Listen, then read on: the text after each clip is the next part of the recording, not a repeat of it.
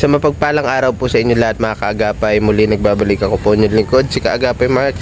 Bali ngayong araw, babalikan po natin si Nanay Marilyn at may ibibigay po tayo sa kanyang malaking halaga, 15,000 pesos pandagdag dun sa materyales para sa paggawa ng kanyang bahay.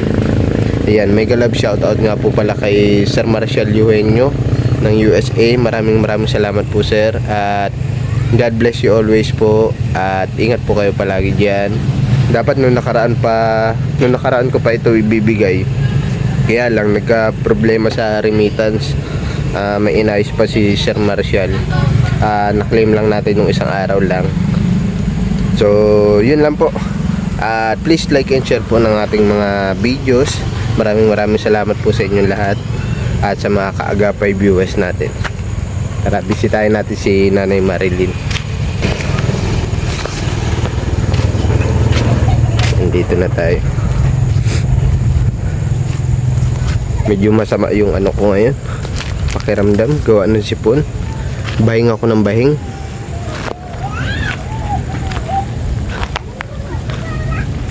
Dito kaya si Nanay Marilyn. Tao po. Ito pa lang yung nagagawa sa nung binigay nating nakaraan kay Nanay Marilyn na 20,000. Hello Nanay Marilyn, magandang hapon. Ito yung mga anak ni Lawrence, oh. Bless. Ha? Magaling na yung ubo nyo? Magaling na yung sipon? May sipon pa. May sipon pa. Naririnig ko nagsisingot. Nagiinom kayo vitamins? Very good. Mag-inom kayo araw-araw nun, ha? Para lumakas yung resistensya nyo, ha? Ito si Lawrence, Mark Lawrence, Sophia, tapos si Gabriel. Ano? Ayun, tama. Magandang hapon, Nanay Marilyn. Ano pong pinagkakaabalahan nyo? Nagdalaga ang kabibi. Kawawa naman si Doggy, oh. Puro sugat. Dapat yan, Nanay Marilyn. Asan nyo po ito? Sa kabila. Ano po, sir, yan? Hindi, okay lang. Ano lang ako, naawa ako at puro sugat. Sa kabila. Dapat magamot ng Madre Cacao. Ginamot na po, sir, yan. Dati nga po wala yung balay. Kawawa naman yung aso. Ito. Noong nakaraan, si Kuya Lawrence po naggawa nito, ano? Ito. Nakabilib din si Kuya Lawrence kahit papano. Hapit yung buhangin, halo ko naman simento. Yan naman ang kakabaan ko.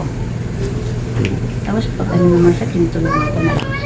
Yun ang kami yung dalawa tulog. Medyo, gusto kasi ni Nanay Marilyn maibalik sa dati itong bahay niya. Sa dating laki. Kaya lang magastos yun.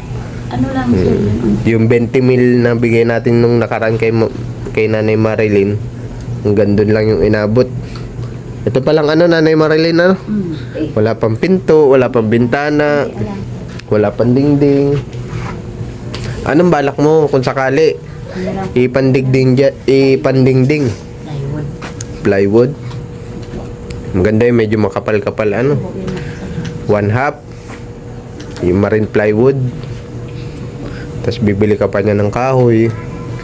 Buti nga at may mga kortina ka, ano? Yung ano pa po yan, yung bahay ko pa ay buo pa. Bahay niyo po ay? Yung hindi pa nagigiba yung bahay ko. Mga nakatabi lang po yan. Sa tabi lang yan.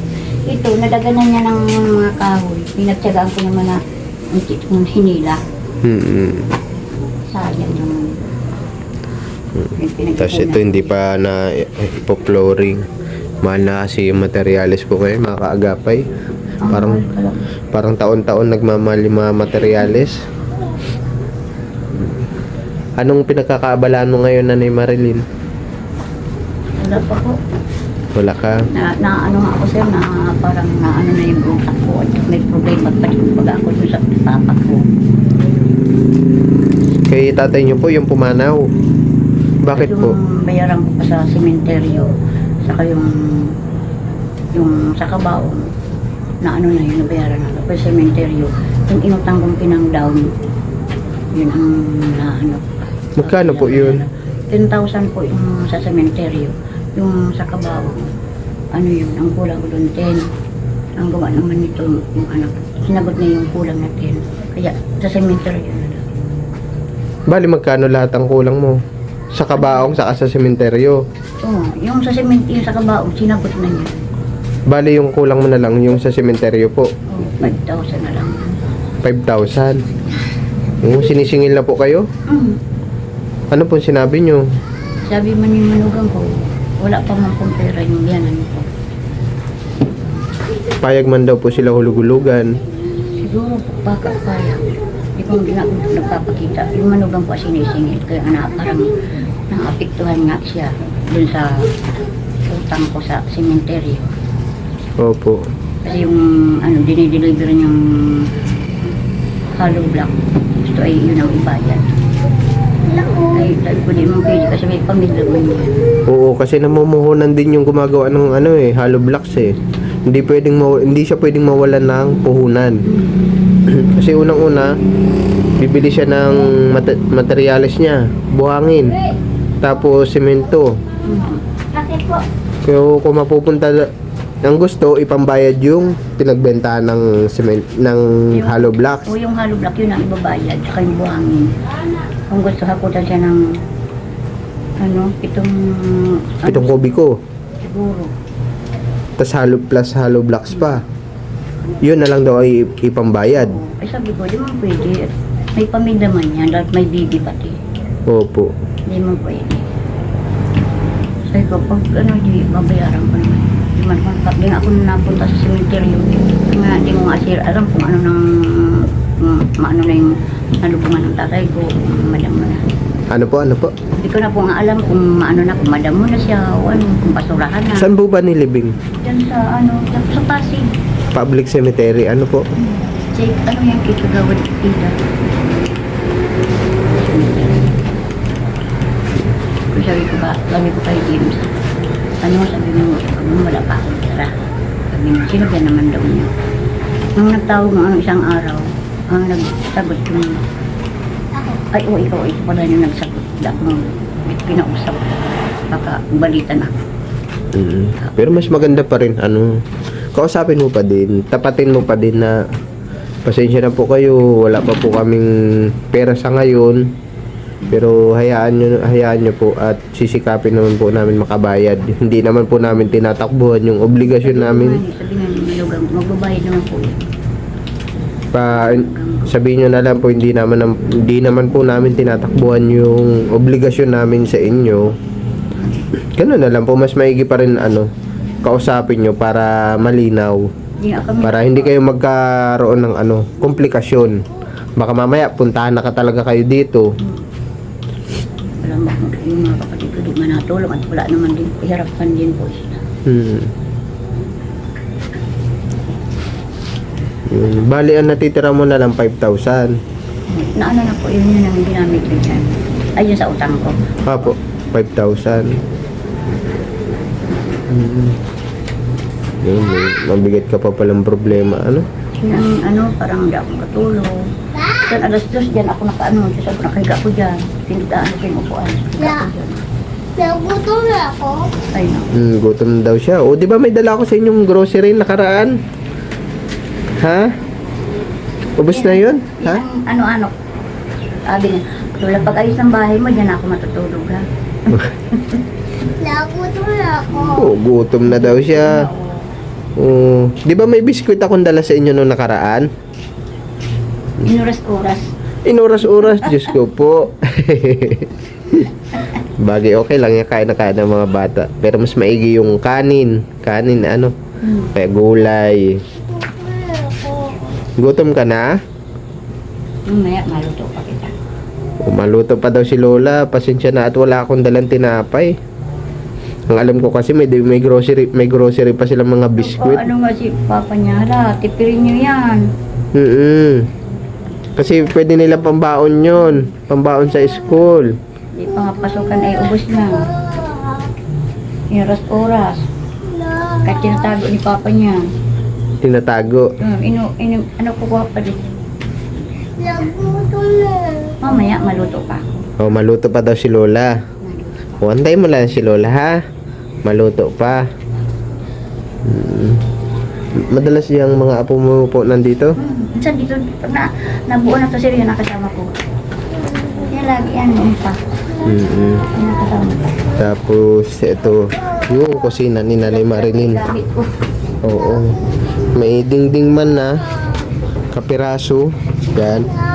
Pansamantala. Tapos po, Nilipat ko na yung mga gamit sa galing sa kabila. yun, nagbagyo. Kasi ito yung lababo ni Nanay Marilyn. May ano ito niluluto mo? Kabibi? Nilalaga. Tignan natin. Ano po luto yan? Adubuhin. Ay, Diyos ko. Aadobohin. Pinapalambot niya po yung shell? Pinapatanggal yung... Ay, kabibi tuloy. Oo. Oo nga. Oo, ang dami. Saan galing yan? Sa baba, kinuha niyan. Nila? Nakadami kayo ha? Ang galing nito mga bata. Pwede tikman kung malambot na yung shell? Tatanggalin yung laman sa adobo. Oo, pero kakaunti lang yan ano? Kala mo ang dami at gawa ng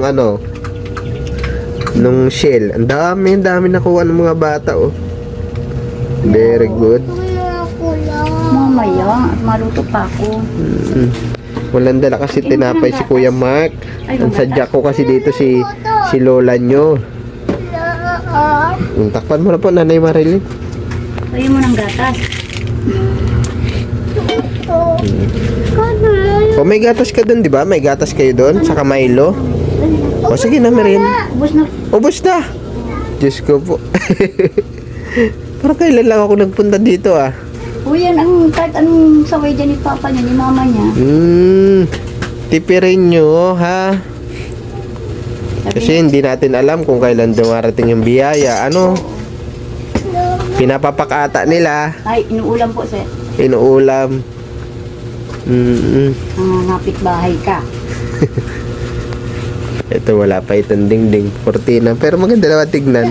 Nagawa ng paraan ni Nanay Marilyn na ubos na yung budget niya. Binigay natin 20 million nung last month. May binigay kami dyan buhangin. May binigay Buhangin sa kami.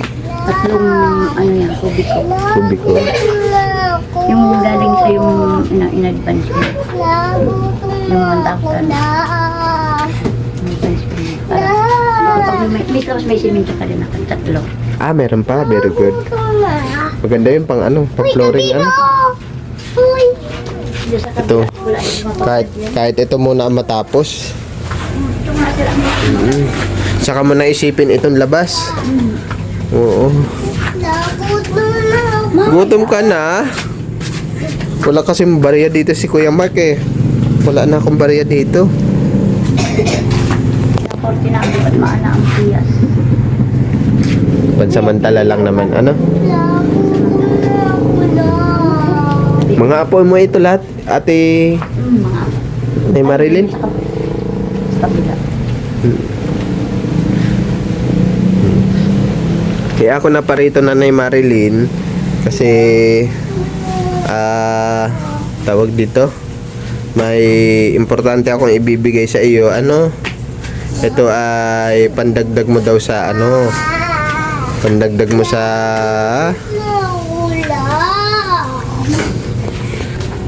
ito, Nanay Marilyn. Galing ito kay, natatandaan mo pa yung nagbigay sa iyo nung para dito sa bahay mo, pagpagawa ng bahay mo? Sir, ano po? Sir Marcial. Ito. Bilangin mo ito, Nanay Marilyn, ha? Ay, may kasama pang papel. Bilangin mo iyan.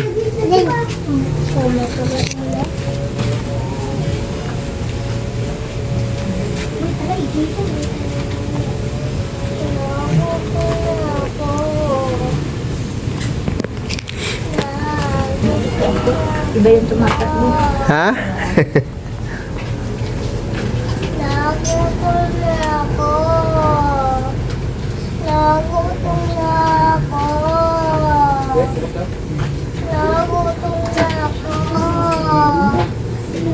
Magkano kaya ito? Magkano? 15,000 yan, Nay, ha? 15,000? Sige, thank you po. Yan daw ay... Yung 15,000 na yan, pandagdag mo daw sa pagpapagawa na itong bahay mo. Galing kay Sir Marcial Eugenio. Thank you po, Sir Marcial. Maraming salamat po. Laki na po na naitutulong mo sa akin. Yan ay tatanong ko ng utang na loob habang ako'y nabubuhay. Salamat po, lalong-lalo sa iyo, Kuya Mark. Salamat. Kung hindi sa'yo, wala ito. Pag-pray nyo, pag nagsisimba din po kayo, pag-pray nyo yung mga tumutulong sa atin, ano, bilang pasasalamat natin sa kanila. Yun lang po yung tanging maigaganti natin sa mga tulong na binibigay nila. Malalaking halaga, ano po. Siguro, Nanay Marilyn, priority mo muna ito. Mabila ng plywood, masemento mo na ito, ano, para kahit papano, mas komportable na. No? Priority mo muna ito. Saka mo naisipin yan. Yung labas na yan, ano? Ito mo na ang bubuuin ko. Okay. Magkaroon ng mga bintana, ano? At magkaroon ng maayos na division. Ano po? Uy, wag. Basta yun, Nanay Marilyn, priority mo muna yun dito. Mga floringan, tas pinto, bintana, dingding, ano po? Kayo na po bahala mag-budget, ha? At para mas maging komportable ka na dito sa bahay mo. Ano? Opo, sige po. Salamat. Thank you po ulit, Sir Marcial. Thank you po. Maraming po salamat. Tabi mo maigi, ha? Tuwa ako din. 15,000 na, nabilang mo. Okay, 15,000 yan. Yan, at least masarahan na ito. At mas maging komportable ka na. Saka mo na palakihin ang bahay mo. Ang importante, ang importante may natatapos. Ano po?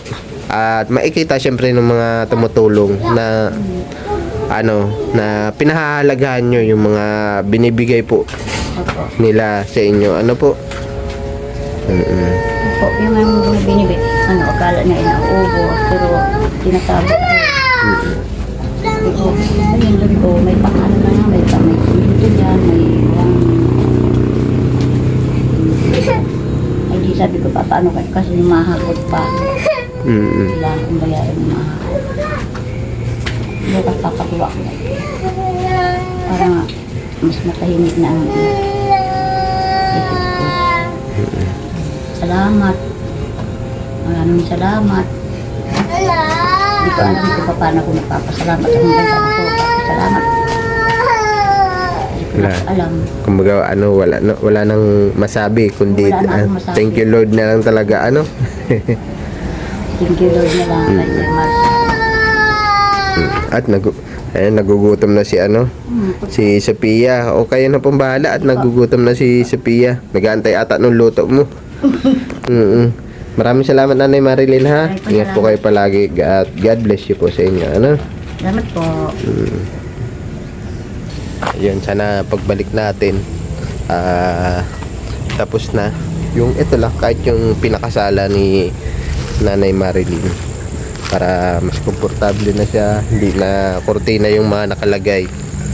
Yan, maraming salamat po muli kay Sir Marcial Eugenio sa tulong po na pinaabot niya para kay Nanay Marilyn, at sobrang laking bagay po iyon para sa kanila po.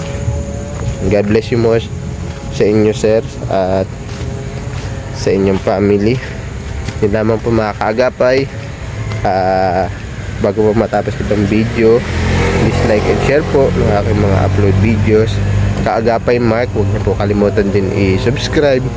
Malaking tulong na po yun para sa aming mga charity vlogger po. So yun lang po mga kaagapay. Maraming salamat po sa panonood.